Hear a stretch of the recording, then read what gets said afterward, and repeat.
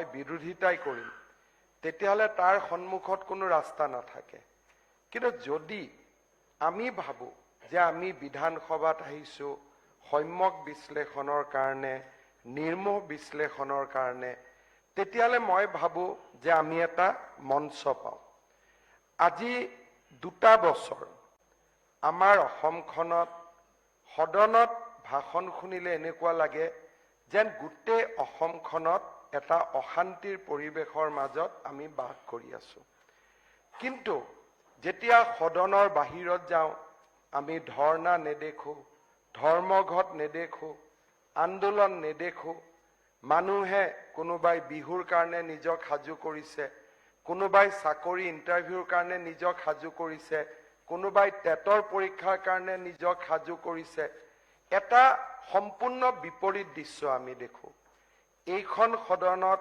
এটা সময় আছিল আমি হত্যাৰ আলোচনা কৰিছিলো বোমা বিস্ফোৰণৰ আলোচনা কৰিছিলো ট্ৰাইবেল ইনসাৰ্জেন্সিৰ আলোচনা কৰিছিলো আজি 2টা বছৰত অশান্ত বড়োভূমিত এতিয়া কোনেও বন্দুকৰ গুলিৰ শব্দ নুশুনে আমি সেই কথা হাউসত আলোচনা কৰিম নে নাই অশান্ত কাৰ্বি ভূমিত আজি শান্তিৰ মলয়া বতাহ আদিবাসী যুৱকসকলৰ মাজত বন্দুক লোৱাৰ প্ৰৱণতাৰ পৰিৱৰ্তে বন্দুক জমা দিয়াৰ প্ৰতিযোগিতা চলিছে যে কোন সংগঠনে কিমান বন্দুক আনি গটাই দিব পাৰে ডিমাসা যুৱকসকলে হত্যা সন্ত্ৰাসৰ পথৰ পৰিৱৰ্তে আজি শান্তিৰ পথত আগবাঢ়িছে কেএলৰ নেতাসকলে আজি এটা পৰিৱেশ বাদ দি মাইনমাৰৰ জংগলৰ পৰা খোজকাঢ়ি আহি শান্তিৰ পথলৈ উভতি অহাৰ বাবে গুৱাহাটীত আহি উপস্থিত হৈছে এতিয়া আমি চাব লাগিব যে আমি কোনখন অসমক প্ৰতিনিধিত্ব কৰো শান্তিৰ অসমখনক আশাৰ অসমখনক নৱজাগ্ৰত অসমখনক নে আমি প্ৰতিনিধিত্ব কৰো এখন নিৰাশাৰ অসমক আজি আমি ইয়াত কৈছো যে আমাৰ নিবনুৱা যুৱক যুৱতী আছে অধ্যক্ষ মহোদয় ভাৰতৰ কোনখন প্ৰদেশত নিবনুৱা যুৱক যুৱতী নাই এতিয়া প্ৰশ্ন হৈছে নিবনুৱা যুৱক যুৱতী কংগ্ৰেছৰ দিনতো আছিলে নিবনুৱা যুৱক যুৱতী এজিপিৰ দিনতো আছে নিবনুৱা যুৱক যুৱতী বিজেপিৰ দিনতো থাকিব কিন্তু প্ৰয়াস আৰু প্ৰচেষ্টা কেতিয়া চলিলে 1 লাখ চাকৰি আমাৰ দৰে দুখীয়া ৰাজ্য এখনে দিব এই সদনত বহি থকা কোনোবা ব্যক্তিয়ে কেতিয়াবা কল্পনা কৰিছিল নেকি মোৰ মনত আছে এজন বিধায়কে লগৰ মানুহৰ আগত কৈছিল যে 1 লাখ চাকৰি কেতিয়াও দিব নোৱাৰে এই ইস্যুটো আমি জিয়াই ৰাখিব লাগিব প্ৰেছ কনফাৰেন্স কৰিলে যে 1 লাখ চাকৰি কেতিয়া দিব অধ্যক্ষ মহোদয় আজি মই গৌৰৱেৰে ইয়াত উত্তৰ দিছো যে মে মাহৰ ভিতৰত আমি 1 লাখ চাকৰি দিয়াৰ কাম শেষ কৰি দিম আজি অধ্যক্ষ মহোদয় আজি আমি ইয়াত হাউসত কৈছো যে অসমত 22 লাখ নিবনুৱা যুৱক যুৱতী আছে অধ্যক্ষ মহোদয় মই অত্যন্ত দায়িত্ব সহকাৰে ক'ব খোজো যে অসমত 12 লাখ নিবনুৱা যুৱক যুৱতী আছে 22 লাখৰ পৰিসংখ্যা আমি পাৰ হলো অসমত আজি আমাৰ বিভাগৰ সূত্ৰ মতে এতিয়া নিবনুৱা যুৱক যুৱতীৰ সংখ্যা আমাৰ 22 লাখ নহয় আমাৰ নিবনুৱা যুৱক যুৱতীৰ সংখ্যা এতিয়া কমি আহি আমাৰ নিবনুৱা যুৱক যুৱতীৰ সংখ্যা হৈছে 12,36,299 অধ্যক্ষ মহোদয় আজি প্ৰথমবাৰৰ বাবে তেলেংগানাত মই গৈছো তাত কৈছো যে অসমে 1 লাখ চৰকাৰী চাকৰি দিব কৈছে ये कैसे संभव है 1 लाख सरकारी नौकरी उत्तर प्रदेशर दरे विशाल राज्य प्रधानमंत्री डांगरियार उपस्थितित हिदिनाखन 10,000 चाकरी पत्र वितरण करिसे मैं दिल्लीत तेओलोकर एडभार्टाइज देखिछु जे 2 लाख सरकारी चाकरी 5 बछरत दिया होइसे उत्तर प्रदेश आरु असम आरु एइखन असमे আজি 1 লাখ সরকারি চাকরি দিয়ার প্রক্রিয়া সম্পূর্ণ করিছে without a single court case স্বচ্ছতার পরাকাষ্ঠা স্বচ্ছতার ইয়াতকৈ ডাঙৰ নিদৰ্শন কতো একো নাই এটা কোৰ্ট কেস হোৱা নাই এজন মানুহে কোনো বাতৰি কাকতত কোনো নিবনুৱা যুৱক যুৱতীয়ে কোৱা নাই যে চৰকাৰী পক্ষৰ বিধায়কে কোনোবাই টকা লৈছে চাকৰি দিবৰ কাৰণে। বৰঞ্চ মোৰ পাৰ্টিৰ মিটিঙত মই সমালোচনাৰ সন্মুখীন হওঁ যে আমি দুই এটা চাকৰি কিয় দিব নোৱাৰো। আমি কৈছো নহয়, এই চাকৰিৰ অধিকাৰ অসমৰ নিবনুৱা যুৱক যুৱতী আৰু মানদণ্ড মেধা হ'ব আৰু কোনো মানদণ্ড হ'ব নোৱাৰে। আজি অসমৰ প্ৰথমবাৰৰ বাবে টিভিত বাগিচাৰ যুৱকেও কয় মই চাকৰি পাইছো টকা দিয়া নাই, সংখ্যালঘু ল'ৰা ছোৱালীয়ে কয় মই চাকৰি পাইছো টকা দিয়া নাই। আগতে অসম আছিল 12 লাখ টকা দিলো, 18 লাখ দিলো। এসময়ত এটা ACS APSৰ দাম 1 কোটি টকালৈকে উঠিছিল। কাৰ চৰকাৰৰ দিনত হৈছিল তাক মই ক'ব নাযাওঁ, কিন্তু সেইখন অসমৰ পৰা আজিৰ অসমৰ যি পৰিৱৰ্তন সেয়া নৱজাগ্ৰত অসম। আজি কোনখন ৰাজ্যই বুকু ডাঠ কৰি ক'ব পাৰে যে মোৰ ৰাজ্যত চৰকাৰী চাকৰিত এটা টকাও ঘোষ লোৱা নহয়।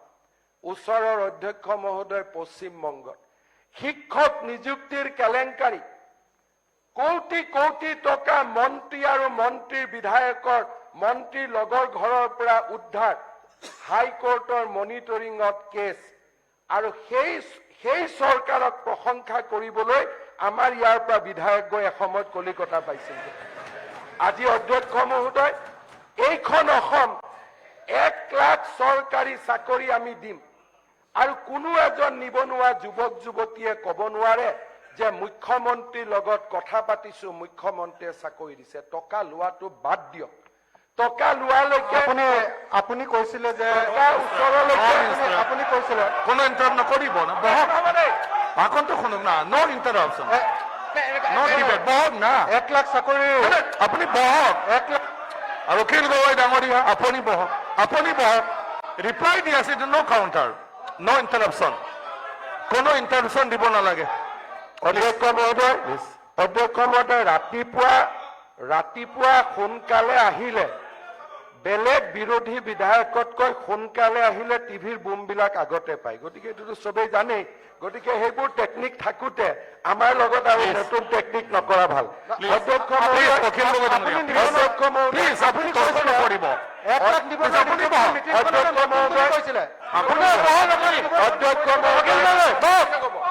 অধ্যক্ষ মহোদয়, নিৰ্বাচনী প্ৰচাৰৰ সময়ত আমি প্ৰতিশ্ৰুতি দিছিলো যে 1 লাখ চৰকাৰী চাকৰি দিম, 2 লাখ আত্মসংস্থাপনৰ ব্যৱস্থা কৰিম, যাতে সেই 2 লাখ যুৱকে আৰু 5 জনক নিযুক্তি দিব পাৰে। মই অসমৰ বিত্তমন্ত্ৰী ডাঙৰীয়ানীক অনুৰোধ কৰিম যে অহাকালি তেখেতে যেতিয়া বিত্তীয় বৰ্ষৰ বাজেট দিব, অসমৰ সৰ্বকালৰ সৰ্ববৃহৎ আত্মসংস্থাপনৰ আঁচনি এখন আমাৰ সদনত প্ৰস্তাৱিত কৰক। মই বিত্তমন্ত্ৰী ডাঙৰীয়ানীক তাৰ বাবে অনুৰোধ কৰিম। অধ্যক্ষ মহোদয়, নিবনুৱা যুৱক যুৱতীক স্বচ্ছতাৰে আমি এখন নতুন পৃথিৱীলৈ লৈ গৈছো। আজি চাৰিওফালে অসমত আস্থাৰ পৰিৱেশ। আজি লাচিত বৰফুকনৰ জন্ম জয়ন্তীক টকাৰ তোলাচনীৰে জুখিব চেষ্টা কৰা হয়। অধ্যক্ষ মহোদয়, লাচিত বৰফুকন আমাৰ বাবে গৌৰৱৰ গাথা। অসমে অসমৰ ইতিহাস কেতিয়া ক'ব? আজি ছত্ৰপতি শিৱাজীৰ কথা ক'বৰ কাৰণে মহাৰাষ্ট্ৰ চৰকাৰে কিমান টকা খৰচ কৰে? চৰ্দাৰ বল্লভ ভাই পেটেলৰ কথা ক'বৰ কাৰণে গুজৰাট চৰকাৰে কিমান টকা খৰচ কৰে? আজি ভাৰতৰ ভিতৰতে, বিশ্বৰ ভিতৰতে সৰ্বোচ্চ প্ৰতিমা চৰ্দাৰ বল্লভ ভাই পেটেলৰ নিৰ্মাণ কৰা হৈছে। ছত্ৰপতি শিৱাজীৰ সৰ্বোচ্চ প্ৰতিমা আজি মহাৰাষ্ট্ৰত নিৰ্মাণ কৰা হৈছে। আৰু আমি লাচিতৰ কথা কওঁতে তাক টকাৰে যুঁজ কৰা হয়। টকাৰ প্ৰতি যে কিমান টকা খৰচ কৰিলে? অধ্যক্ষ মহোদয়, লাচিত বৰফুকনৰ ওচৰত ই এক কৃতজ্ঞ অসমীয়া জাতি, আৰু এই কৃতজ্ঞ অসমীয়া জাতিয়ে নিজৰ ঘামৰ টকাৰে বিশ্বৰ চুকে কোণলৈ যাব লাচিতৰ কীৰ্তি বিয়পাবলৈ। আৰু তাত যদি কোনোবাই আপত্তি কৰে, মই কম তেওঁৰ জাতীয় চেতনা অকল মাত্ৰ টিভিৰ বুমত ভাষণ দিয়াত নহয়, জাতীয় চেতনা হৃদয়ৰ পৰা নিগৰিত হ'ব লাগিব। অধ্যক্ষ মহোদয়, আমি ইজিপ্তৰ ৰজাসকলৰ সেই সমাধিৰ কথা জানো, যে মমৰ মাজত তেওঁলোকক কেনেকে জীৱন্ত কৰি ৰখা হৈছিল। আজি আহোম স্বৰ্গদেউসকলৰ সেই স্থাপত্যৰ কথা বিশ্বৰ বুকুত কবৰ বাবে স্বাধীনতাৰ ৭৫টা বছৰ আমি অপেক্ষা কৰিবলগীয়া হ'ল। When we are going to tell our story, আমাৰ কথা আমি বিশ্বক কেতিয়া কব যাম? আজি আমাৰ বহাগ বিহুৰ কথা আমি বিশ্বক কেতিয়া কব যাম? মই ভাবো এয়া নৱজাগ্ৰত অসমৰ দায়িত্ব। লাচিতৰ বিষয়ে কোৱাৰ দায়িত্ব আমাৰ। স্বৰ্গদেউসকলৰ সেই আৰ্কিঅলজিকেল যি এক পৰাকাষ্ঠা আছিলে, উৎকৰ্ষতা আছিলে, তাৰ বিষয়ে কোৱাৰ সময় এয়া। সদনত বিৰোধী দলৰ বক্তব্য শুনিলো। প্ৰধানমন্ত্ৰী নৰেন্দ্ৰ মোদী ডাঙৰীয়াই ভাৰতৰ একমাত্ৰ ৱৰ্ল্ড হেৰিটেজৰ নমিনেশ্যন হিচাপে আজি চৰাইদেউৰ মৈদামক মনোনীত কৰিছে। এষাৰৰ বাবেও কৃতজ্ঞতাৰ কথা কাৰো মুখৰ পৰা শুনিব নাপালো। চৰাইদেউৰ ওচৰৰ পাজৰতে বিৰোধী দলৰ দলপতি থাকে। তেখেতৰ ভাষণত এটা শব্দ হলেও প্ৰধানমন্ত্ৰী ডাঙৰীয়াৰ বাবে কৃতজ্ঞতাৰে নিগৰিত হ'ব বুলি আশা কৰিছিলো। মোৰ চৰকাৰৰ দিনত মই কৰিব নোৱাৰিলো, মই মানি লৈছো। আজি অসমৰ কেইবাগৰাকীও মুখ্যমন্ত্ৰী সেই অঞ্চলৰ পৰা আহিছিলে, কিবা কাৰণত নহল, তাকো আমি মানি লৈছো। কিন্তু আজি প্ৰথমবাৰৰ বাবে প্ৰধানমন্ত্ৰী নৰেন্দ্ৰ মোদী ডাঙৰীয়াই সেই চৰাইদেউৰ মৈদামক ইউনেস্কোত ৱৰ্ল্ড হেৰিটেজৰ কাৰণে পঠালে। তাত দলৰ কথা নাই, এয়া জাতীয় চেতনাৰ কথা। বিৰোধীৰ কথা নাই, চৰকাৰী পক্ষৰ কথা নাই। আজি ইউনেস্কোৰ ৱৰ্ল্ড হেৰিটেজত চৰাইদেউৱে স্থান পাওক, তাক আমি সকলো অসমীয়াই আজি মনে প্ৰাণে আমি কামনা কৰো। তাৰ কাৰণে আমি কেনেকে পাৰো আমি কন্ট্ৰিবিউশন কৰিম। আজি 14 এপ্ৰিলত বহাগ বিহুৱে সমগ্ৰ ভাৰতক আকৰ্ষিত কৰিব। তাৰ পিছত প্ৰত্যেক বছৰে বিহু চাবৰ কাৰণে পৰ্যটনৰ সংখ্যা বৃদ্ধি পাব। অসমৰ বিহু জগত সভালৈ যাব। এয়া আমাৰ জাতিটোৰ বাবে কৃতজ্ঞতাৰ সময়। এয়া আমাৰ জাতিৰ কথা কোৱাৰ সময় বিশ্বৰ দৰবাৰত। আৰু এইখন চৰকাৰে দায়িত্ব লৈছে। মহাপুৰুষ শ্ৰীমন্ত শংকৰদেৱৰ জন্মভূমি বটদ্ৰৱাৰ পৰা, নীলাচল পৰ্বতৰ কামাখ্যাৰ পৰা, শিৱসাগৰৰ ৰংঘৰৰ পৰা অসমৰ সাহসী ঐতিহ্যময় ইতিহাসত আমি বিশ্বক কম, আৰু সেই দায়িত্ব আমাৰ। অধ্যক্ষ মহোদয়, বাগৰুম্বাৰ মাতৰ পৰা সত্ৰীয়া নৃত্যলৈকে অসমৰ পৰম্পৰাক আমি বিশ্বৰ বুকুলৈ আগবঢ়াই লৈ যাম। এয়া আমাৰ সংকল্প অধ্যক্ষ মহোদয়। আৰু এই সংকল্পৰ পথত কোনেও আমাক ৰুধিব নোৱাৰে, বাধা দিব নোৱাৰে। কাৰণ আই অসমীৰ সমৰ্থন, আই অসমীৰ সম্পূৰ্ণ মৰম আৰু চেনেহ আমাৰ লগত আছে। অধ্যক্ষ মহোদয়, আজি মই এই সদনত থিয় হৈ অত্যন্ত গৌৰৱেৰে সৈতে কম যে আজি আমাৰ ৰাজ্যখন কোনফালে আগবাঢ়িছে। আজি অসমৰ GDP এই বছৰ আমি 4,93,000 কোটি টকাক স্পৰ্শ কৰিম। অহা বছৰ আমাৰ GDPৰ প্ৰজেকশ্যন 5.5 লাখ কোটি টকা। আজি ইয়াত পাৰ কেপিটাৰ কথা কোৱা হৈছে। 75 বছৰৰ ভাৰত আৰু অসমৰ দূৰত্ব 2 বছৰত হিমন্ত বিশ্ব শৰ্মাই মাৰিব নোৱাৰে। কিন্তু যোৱা বছৰ ভাৰতৰ পাৰ কেপিটা ডেভেলপ হৈছে by 14% and Assam has grown by 17%. আজি সেই প্ৰতিযোগিতা মই বছৰৰ প্ৰতিযোগিতা কৰিব পাৰো, 75 বছৰৰ প্ৰতিযোগিতা কৰিবৰ বাবে মই মোদীজীক ক'ব লাগিব যে মোদীজী কেইটামান দিন আপুনি থমকি ৰওক, মই যাতে গৈ আগুৱাই যাব পাৰো। সেই পৰিৱেশ আমি কেতিয়াও নাপাম। কিন্তু তাৰ মাজতো আজি আমি যুঁজিছো, ৰাজ্যখনক ওপৰলৈ লৈ যোৱাৰ বাবে যুঁজিছো। 5.5 লাখ টকা GDP। যোৱা বছৰ আমাৰ বাজেট খৰচ হৈছিলে 1,06,000 কোটি টকা। এই বছৰ আমি বাজেটত ব্যয় কৰিম 1,22,000 কোটি টকা।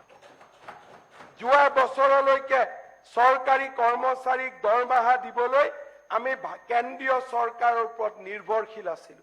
এতিয়া আমাৰ পুঁজিৰে আমি 12টা মাহে চৰকাৰী কৰ্মচাৰীক আমি 1 তাৰিখে দৰমহা দিব পাৰো। অসমৰ দিয়ে কেন্দ্ৰীয় চৰকাৰৰ লগত সমান। পশ্চিমবংগই এতিয়াও কেন্দ্ৰীয় চৰকাৰৰ সমকক্ষ দিয়ে দিব পৰা নাই। আমি যিমানেই কলিকতাত নাযাওঁ কিয় অসমে মানুহক আজি সৌৰ্য আৰু বীৰ্যৰ কথা কব, অসমে সফলতাৰ কথা কব, কাৰণ মই নিশ্চিত অহা 10 বছৰ অসমৰ 10 বছৰ আৰু অসমে অষ্টলক্ষ্মীৰ দায়িত্ব পালন কৰিব। আজি মই গৌৰৱেৰে সৈতে আপোনালোকক কব খোজো যে যোৱা বছৰ 2021 আৰু 22ত আমাৰ অসমৰ পাৰ কেপিটা গ্ৰোথ আছিলে 18.26% আৰু ভাৰতবৰ্ষৰ পাৰ কেপিটা গ্ৰোথ আছিলে 14.24। মাননীয় অধ্যক্ষ মহোদয়, আজি ইয়াতে কোৱা হয় যে চৰকাৰে ধাৰ লৈছে। ধাৰ কাক দিব? যোনে ঘূৰাই দিব পাৰে তাকেতো ধাৰ দিব। ধাৰটো যাকে নিদিয়ে, আজি হৰি যদু মধুক মাতি আনি মানুহে ধাৰ দিব নেকি যে আপুনি ধাৰ লওক বুলি? ধাৰ লোৱাৰ আগতে বেংকে এছেছমেণ্ট কৰে যে এওঁ ঘূৰাই দিব পাৰিব নে নাই। এইখন হাউছে, অধ্যক্ষ মহোদয়, আমি হাউচৰ মেম্বাৰ, এইখন হাউছে অসম চৰকাৰক দায়িত্ব দিছে যে আপোনালোকে ধাৰ ল'ব, কিন্তু ধাৰ এনেকে ল'ব যাতে GDP debt GDP ratio' 32% cross নকৰে। আজি আমি ধাৰ লৈছো আৰু we are maintaining debt GDP ratio' just at 23%। 32%ৰ জেগাত 23%। এই বছৰ ভাৰত চৰকাৰ ৰিজাৰ্ভ বেংকে আমাক কৈছে যে তোমালোকে 22,000 কোটি টকা ধাৰ লোৱা। আমি কৈছো আমাৰ 19,000তে চলি যাব, আমি 22,000 ল'ব নালাগে। অধ্যক্ষ মহোদয়, ঋণ লোৱাই দুৰ্বলতা নুবুজায়, ঋণ লোৱাই এজন সফল ব্যক্তিক বুজায় যোনে ঋণ ঘূৰাব পাৰে, যাক ঋণ দিয়াৰ বাবে মানুহে বিশ্বাসত ল'ব পাৰে। ঋণ কি এনেই দিব নেকি? আজি কোনোবা এজন ব্যক্তিয়ে যদি গৈ বেংকত গৈ কয় যে মোক 1,000 কোটি টকাৰ লোন লাগে, লোন তেওঁক ষ্টেট কাৰণে দিব নেকি? ৰাজ্যৰ কাৰণে দিব নেকি? আজি লোনৰ ক্ষেত্ৰত যদি আমি চাওঁ, গোটেইবোৰ কংগ্ৰেছ শাসিত ৰাজ্যতকৈ আমি লোনৰ ক্ষেত্ৰত আটাইতকৈ ভাল ৰিজাল্ট কৰি আছো। আমি লোন ঘূৰাই দিয়াটো আগত আছো আৰু লোন লোৱাটো আমি কমত আছো। এইটো ফেকচুৱেল ষ্টেটাছ। এই ফেকচুৱেল ষ্টেটাছটোক মানুহৰ আগত গৈ ক'লেই নহ'ব যে ইমান টকা লোন লৈছে। আৰে লোন লোৱাৰ আগতে কওক যে মোৰ এখন চৰকাৰ, মোৰ নিজৰ চৰকাৰ এখন হিমাচল প্ৰদেশত আছে, সেইখন চৰকাৰে ইমান লোন লৈছে। যোৱাকালিলৈ মোৰ এখন চৰকাৰ পাঞ্জাৱত আছিল, তেওঁ ইমান লোন লৈছিলে। মোৰ চৰকাৰ এখন পশ্চিমবংগত আছিলে, মই তেওঁক চাব গৈছিলো, তেওঁৰ লোন ইমান টকাৰ আছিলে। কিন্তু আটাইতকৈ আজি অসমৰ লোনো কম আৰু 32% ডেট জিডিপি ৰেচিঅ'ৰ পৰিৱৰ্তে আমি 23% ডেট জিডিপি ৰেচিঅ'ত আছো আৰু we R riding A solid economy. আমাৰ কোনো সমস্যা নাই। 1 তাৰিখে আমি দৰমহা দিব পাৰো, কেজুৱেল এমপ্লয়ীক চৰকাৰী কৰ্মচাৰীৰ দৰে দৰমহা দিব পাৰো, হোমগাৰ্ডৰ দৰমহা আমি 23,000 টকালৈকে কৰিব পাৰো।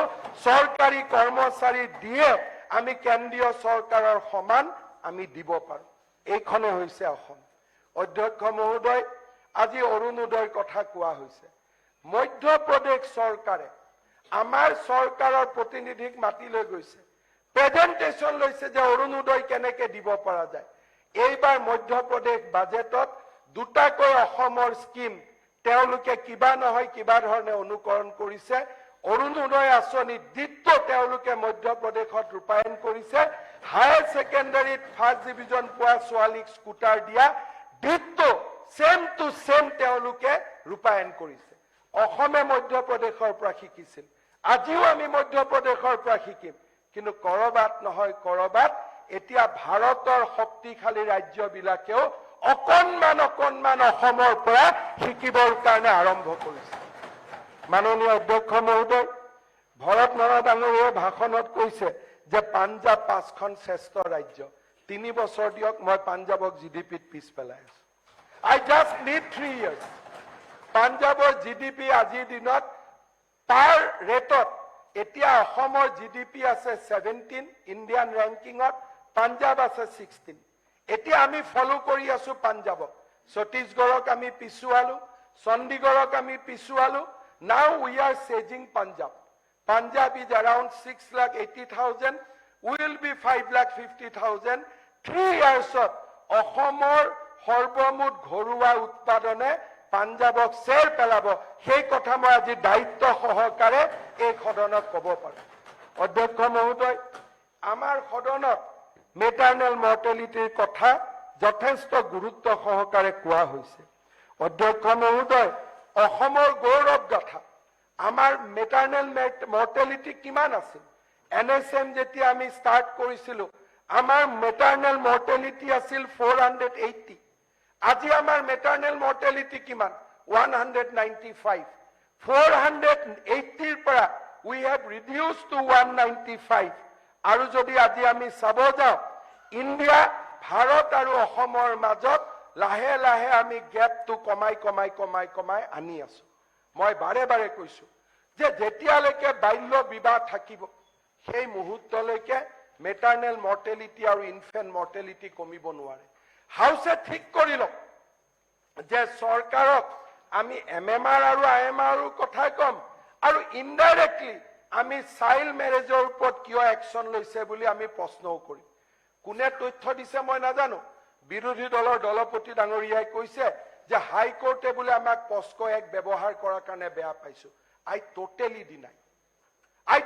deny Guwahati High Court has not passed any such order any such judgment with authority I am saying judgment নহয় oral remarks আছে court remarks আছে live load reporting হৈছে bar and bench হৈছে সবতে হৈছে অসমত ডিফেম কৰাৰ কাৰণে কোনোবা লাইভ লড ৰিপৰ্ট কৰক মোৰ কোনো সমস্যা নাই by my advocate general has clarified to me that no negative comment has been made নাই যদি লটো লগালে 4% নে 5% হৈছে এটো কালিৰ কথা মই কোৰ পৰা কনভিকচনে জন্ম হবৰ কাৰণে তো 10 মাহ 10 দিন লাগিবই আগত মই চৰকাৰ নাই তো মই হোম মিনিষ্টাৰ 2 বছৰ হল বাচ্চাটা যেতিয়া পেটত থাকিব তাকটো 10 মাহ 10 দিন লাগিবই জন্ম হবৰ কাৰণে আগত কেনেকে জন্ম হ'ব এতিয়া আপোনালোকে যদি কয় যে 2 মাহ আগতে আপুনি চাইল্ড মেৰেজৰ এগেইনষ্টত কাম আৰম্ভ কৰিছে আজি কনভিকচন ৰেট এটা উলিয়াই দিয়ক মই কোৰ পৰা উলিয়াই দিম কিন্তু আপোনাক মই as a chief minister of Assam with all command with responsibility মই কব খুজো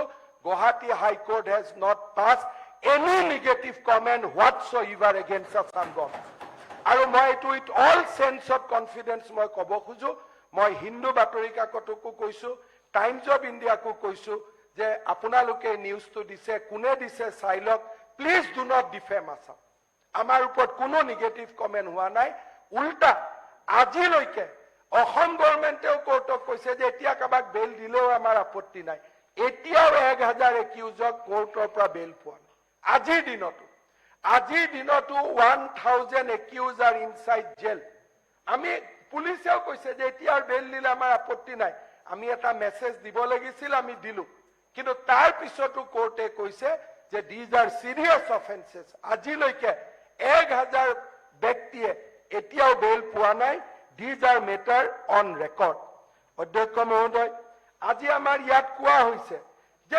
crime against women is increasing কোৰ পৰা আমি এটো তথ্য পালো we need to know যে অসমক বেয়া পোৱা অসমৰ বিৰুদ্ধে এই কাগজবিলাক কোনে বিতৰণ কৰি আছে আমি যদি চাব যাওঁ অসমৰ যদি ক্ৰাইম এগেইনষ্ট যদি আমি চাব যাওঁ 2019ত যি ক্ৰাইম আছিল 30,000 মহিলাৰ বিৰুদ্ধে ক্ৰাইম হৈছিল 2020 চনত 26,000 মহিলাৰ বিৰুদ্ধে ক্ৰাইম হৈছিল 21ত 29,000 হৈছিল আৰু 2022ত crime against women has drastically declined to 12,000 লৈকে ডিক্লাইন হৈছে কোনে মই ডেটা হাউসত দিছে মই নাজানো but this is a official record আৰু আমি এই বছৰ আমাৰ ক্ৰাইম আটাইতকৈ কমিছে আৰু সদনক আমি কেইদিনমান আগতে এই পবিত্ৰ সদনত মই এটা কোৱেশ্চনৰ এনসাৰ দিছিলো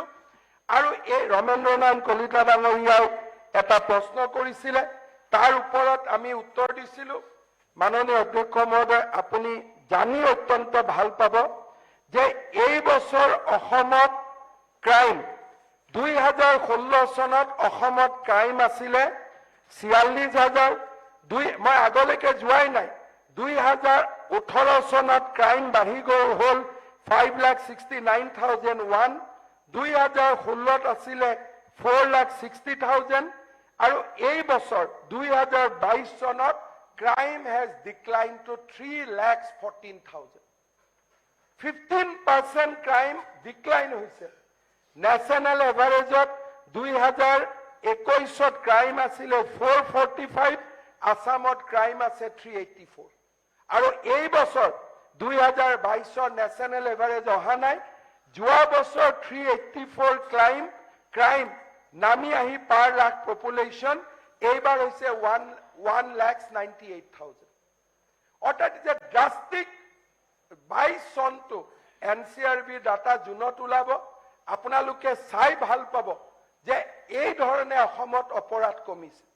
অসমত অপৰাধ, নাৰীৰ বিৰুদ্ধে অপৰাধ, আৰু এইটো মই হাউচত দিছো. ইয়াত কোনো মই তথ্য লুকাব চেষ্টা কৰা নাই. হাউচত মাননীয় সদস্য ৰমেন্দ্ৰ নাৰায়ণ কলিতাই প্ৰশ্ন সুধিছিলে, মই উত্তৰ দিছো যে অসমত নাৰীজনিত অপৰাধ 2,08,069টা আছিল 2016 আৰু 2022 নাৰীজনিত অপৰাধ হৈছে মাত্ৰ 12,044.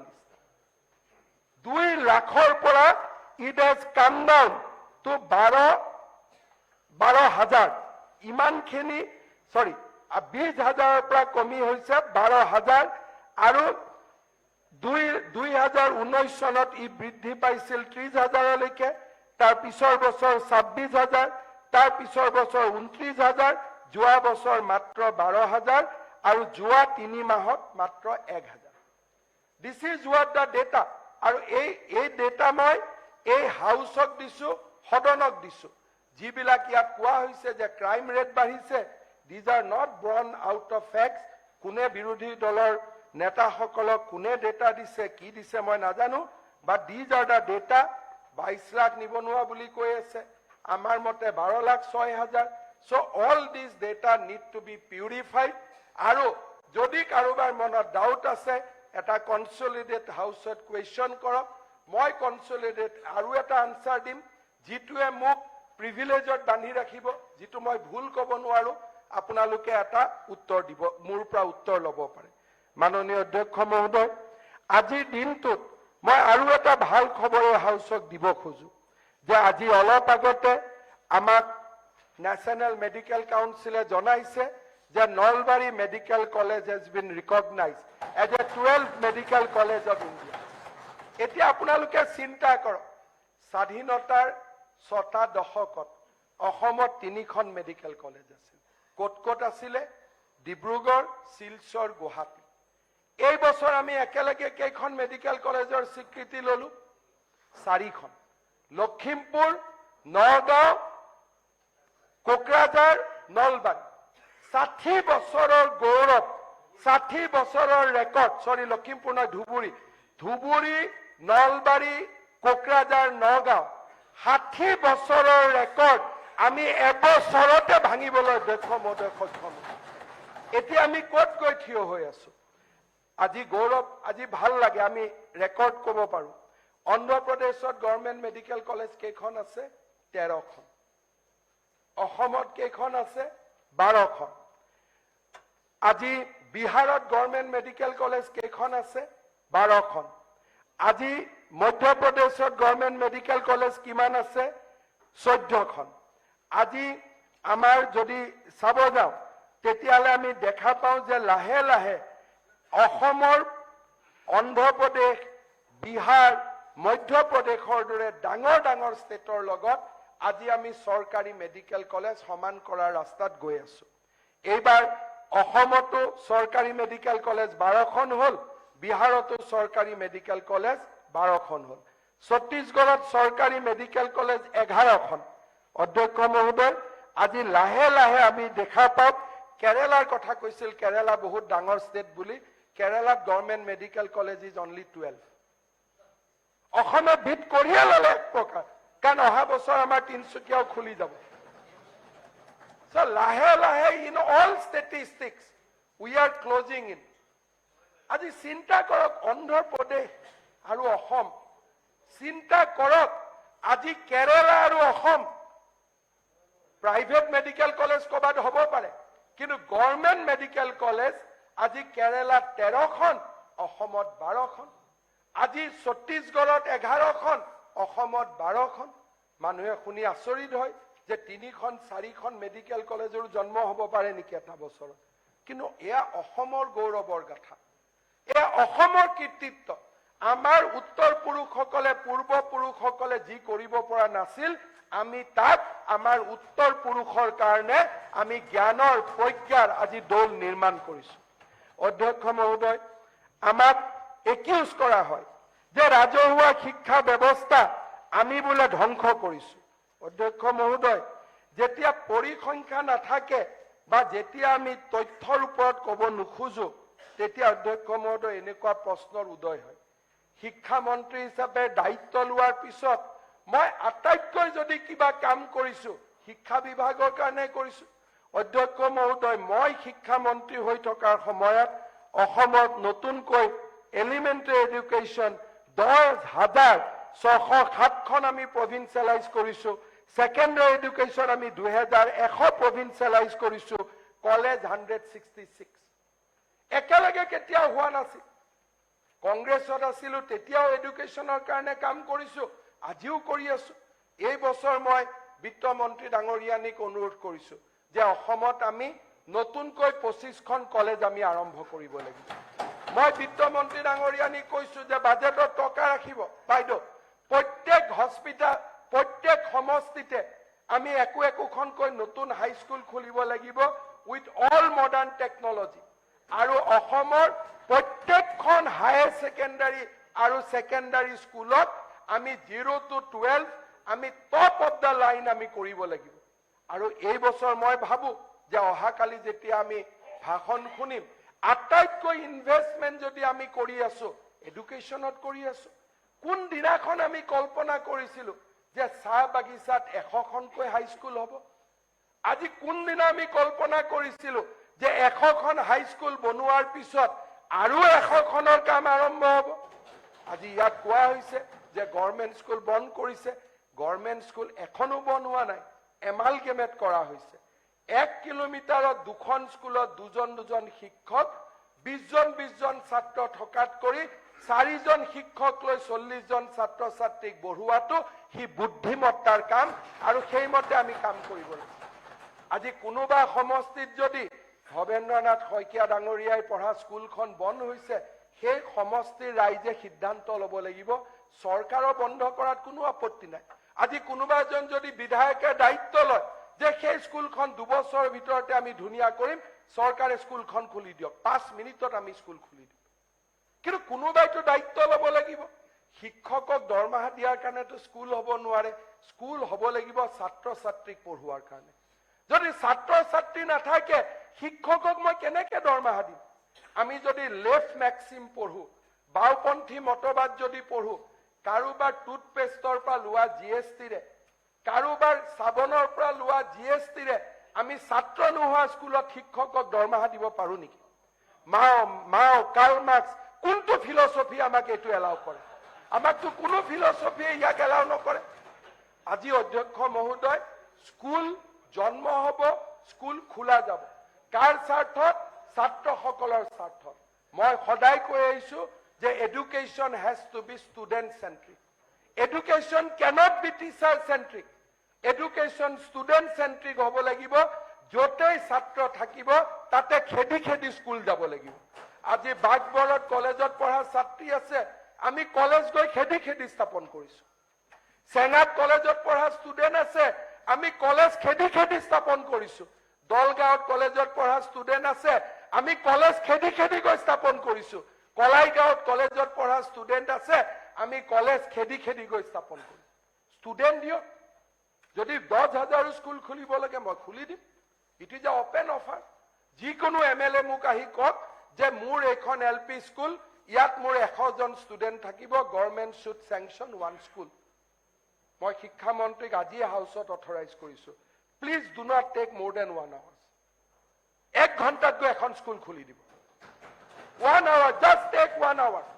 যদি কোনোবা MLA কয় যে মোৰ ইয়াত 100জন ছাত্ৰ ছাত্ৰী আছে, ডেফিনেটলি আমি গৈ মোৰ সমষ্টিত কালি খুলি দিব আপুনি বহক আপোনাৰ কি হৈছে আমাৰ আপুনি বহক মুখ্যমন্ত্ৰী ডাঙৰীয়া ৰিপ্লাই দি আছে সমষ্টিত আপুনি বহক আমাৰ 145খন স্কুলত পানী পৰে আপুনি বহক এইখনত পানী নপৰাৰ ব্যৱস্থাটো কৰি দিব লাগে আপুনি বহক 145খন স্কুলত পানী পৰে মোৰ সমষ্টিত হ'ব বহক এইখনত পানী নপৰাৰ ব্যৱস্থা কৰি দিব লাগে ঠিক আছে অধ্যক্ষ মহোদয় মোৰ সমষ্টিত এখন স্কুলতো পানী নপৰে এইটো বিধায়কৰ দুৰ্বলতা অধ্যক্ষ মহোদয় মই এটা কথা সদনত ক'ব খোজো যে পাব্লিক এডুকেশ্যনত আমি আটাইতকৈ বেছি কাম কৰিব লাগিব আজিৰ সময়ত সকলো ষ্টেটত সাৰ্ভে এটা কৰক যে কোনখন ষ্টেটত 8খন নতুন ইউনিভাৰ্চিটিৰ কাম চলি আছে ইন প্ৰাইভেট এডুকেশ্যন সেক্টৰ য'ত 3 কোটি জনসংখ্যাৰ ৰাজ্যত অসমৰ দৰে 3 কোটি জনসংখ্যা থকা ৰাজ্যত কোনখন ষ্টেটত